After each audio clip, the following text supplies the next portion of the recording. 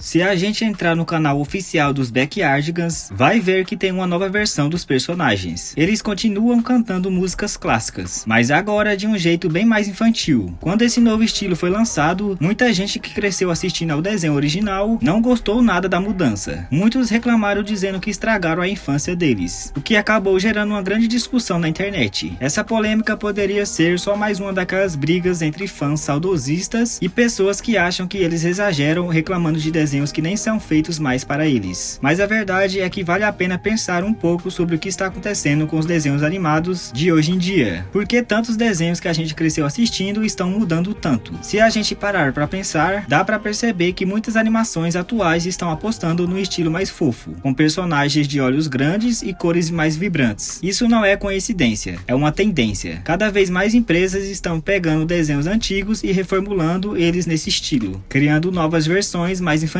E tem muitos exemplos disso. Lembra de Camp Coral? Aquele spin-off de Bob Esponja? Ele foi lançado pouco tempo depois da morte do criador do desenho, mesmo depois dele ter deixado claro que não queria que fizessem spin-offs de Bob Esponja. Agora, algo parecido aconteceu com os Backyardigans, que ganharam essa nova versão pouco tempo depois da morte da criadora. Mas nesse caso, ninguém sabe ao certo se ela aprovou ou participou do projeto antes de falecer. Outro caso famoso é o dos Jovens Titãs em Ação. Esse desenho virou um exemplo clássico dessa mudança para um estilo mais infantilizado. Diferente de Camp Coral, esse spin-off foi um sucesso enorme, mesmo sendo odiado por muita gente. Ele se tornou até mais popular e lucrativo que a versão original dos Jovens Titãs. E não para por aí. Tivemos também o reboot de Ben 10, que fez um certo sucesso, mas nunca chegou ao nível da versão original. E quem lembra do remake de As Meninas Superpoderosas? Esse já nasceu com tudo para dar errado, porque o criador original do desenho nem foi chamado para participar do projeto. Outro exemplo é Ursos Sem Curso, que ganhou o spin-off Ursinhos em Curso. Nesse caso, até fazia um pouco de sentido, porque os personagens já tinham aparecido assim em flashbacks na série original. Mas mesmo assim, o visual ficou muito mais fofinho. E a lista continua. Ilha dos Desafios virou Drama Total Kids. Thundercats virou Thundercats Roar. E até os famosos esquilos falantes viraram Alvin e os esquilos. E eles nem parecem mais esquilos, e sim crianças normais. E agora anunciaram um reboot de A Mansão Foster para Amigos Imaginários, seguindo essa mesma tendência. Poderíamos passar horas citando exemplos, porque tem muitos, mas já deu para perceber que esse estilo de reboot virou moda. A verdade é que essa ideia de transformar desenhos em versões mais infantis não é nova. Lá nos anos 80 e 90 já existiam spin-offs como O Pequeno Scooby-Doo, Baby Looney Tunes, Tom e Jerry Kids e até Muppet Babies, que foi um dos primeiros a seguir essa fórmula. Mas por que os estúdios continuam fazendo isso? Por que pegar desenhos que já eram voltados para crianças e deixá-los ainda mais infantis, quase como se fossem para bebês? A resposta é simples: dinheiro.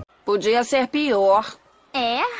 Não podia não. No caso de Muppet Babies, o spin-off fez tanto sucesso que superou a série original dos Muppets, e as empresas perceberam que esse tipo de produto vendia muito. Foi aí que começou essa onda de pegar personagens conhecidos e transformá-los em versões mais fofas e infantis. Um dos maiores exemplos recentes disso, como falei antes, foi Jovens Titãs em Ação, que começou como curtas e depois virou uma série completa em 2013. Até hoje continua sendo produzido e é um dos desenhos que mais dão dinheiro para o Warner. Se não fosse por ele, o Cartoon Network talvez nem existisse mais. Além disso, produtos e brinquedos desse estilo vendem muito bem. No Japão, por exemplo, tudo que tem esse visual fofo faz sucesso e ajuda a manter várias franquias vivas. É por isso que muitos animes também acabam seguindo esse caminho, como o novo Dragon Ball Daima, que trouxe um Goku mais infantilizado. E o mais curioso é que não são só as crianças pequenas que gostam desse tipo de conteúdo. Muitos adultos também acham esses desenhos fofos, nostálgicos e visualmente agradáveis. Então, no fim das contas, essa estratégia de infantilizar desenhos antigos não é sobre agradar crianças, é sobre vender para todo mundo. Um ótimo exemplo disso é a Hello Kitty, a gatinha mais famosa do mundo. A marca já faturou mais de 80 bilhões de dólares para a Sanrio. Apesar de ser um personagem infantil, muitos adultos compram seus produtos. Além da Hello Kitty, a Sanrio tem vários outros personagens fofos que fazem sucesso, e as empresas ocidentais perceberam que podiam ganhar dinheiro com isso também. No final das contas, deixar os personagens mais infantis é só uma forma de lucrar mais. O problema problema é que muitas vezes isso muda completamente a essência da história original. Mas por que os adultos gostam tanto desse tipo de coisa, se parece algo infantil? Isso tem a ver com psicologia. Coisas fofas como personagem de olhos grandes e corpo pequeno despertam sentimentos de carinho e proteção. Nosso cérebro automaticamente vê esses traços como algo que precisamos cuidar. Por isso, esse estilo aparece em muitos produtos, não só os feitos para crianças. Em outras palavras, tudo que é fofo chama atenção, independente da idade de quem está vendo. Outro motivo é que hoje em dia muitas pessoas querem ter coisas que as fazem felizes. Cercar-se de objetos fofos e coloridos pode trazer uma sensação de conforto e bem-estar. Isso fica bem claro nas redes sociais, onde muita gente compartilha suas coleções e decorações nesse estilo. Um estudo da empresa de pesquisa NPD Group mostrou que a venda de brinquedos e produtos com personagens fofos cresceu muito entre os adultos nos últimos anos. Vendo esse sucesso, várias empresas começaram a criar produtos pensados especialmente para esse público. Nos desenhos animados, a nostalgia também tem um papel importante. Rever personagens e histórias da infância traz uma sensação boa e ajuda a escapar do estresse do dia a dia. É por isso que muitos reboots e remakes têm um visual mais infantil. Assim, as empresas conseguem vender produtos tanto para crianças quanto para adultos, que cresceram com aquela franquia. Isso também ajuda a apresentar essas histórias para novas gerações. Então, quando você vê um personagem da sua infância com um design mais fofinho, pode ter certeza que essa mudança foi feita para vender brinquedos e produtos, não necessariamente para agradar os fãs antigos. Mas será que essa estratégia realmente dá certo? Afinal, muita gente odeia essas mudanças e rejeita os novos desenhos. O problema é que muitos desses reboots são feitos de qualquer jeito, apenas para vender produtos, sem se preocupar em criar uma história de qualidade. Isso faz com que não só os fãs mais velhos fiquem insatisfeitos, mas até mesmo as crianças. Se um desenho tem personagens bonitos, mas a história não é interessante, o público infantil também perde o interesse. Por isso, muitos desses reboots acabam cancelados antes mesmo da segunda temporada. Mesmo assim, as empresas continuam apostando nessa fórmula. Hoje em dia, o foco é produzir o máximo de conteúdo possível, esperando que algo vire um grande sucesso e gere muito dinheiro. O problema é que isso muitas vezes significa deixar a qualidade de lado. Isso não quer dizer que todos os desenhos atuais são ruins. Ainda existem produções muito boas. Alguns reboots como DuckTales, She-Ra e Animaniacs são exemplos de que ainda dá para criar algo de qualidade. Aliás, Animaniacs até fez piada com essa tendência em um episódio, zombando de como tudo está ficando mais infantilizado. O objetivo dessas empresas é justamente causar polêmica entre os fãs antigos, para que todo mundo fale sobre o assunto e o desenho ganhe visibilidade. Se a animação fosse realmente boa, ela não precisaria desse tipo de marketing para chamar atenção. Algo parecido aconteceu há alguns anos com a polêmica do chamado Cow Arts Style. Para deixar claro, esse estilo nunca existiu de verdade, foi só um termo inventado por pessoas que não gostavam de certos traços nos desenhos. A verdade é que muitos estúdios adotaram designs mais simples, porque isso deixava a produção mais barata e rápida. Isso foi apenas uma tendência, assim como várias outras ao longo do tempo. Hoje, algo parecido acontece com os desenhos animados para adultos, que tentam copiar o estilo de Rick e Morty ou Uma Família da Pesada. No final, tudo não passa de uma moda impulsionada pela ganância dos estúdios. E isso vai continuar acontecendo até perceberem que, para um desenho fazer sucesso de verdade, não basta ter um visual chamativo. Ele precisa ter uma boa história também, ou pelo menos até que descubram outra forma de vender produtos. Mas e você, o que acha disso tudo? Quero saber sua opinião. Vou estar lendo todos os comentários, então não deixe de comentar aqui embaixo. E se gostou desse vídeo, não esqueça de deixar o like. É a única maneira de eu saber se vocês querem mais conteúdos assim. E eu te espero agora no próximo vídeo, hein?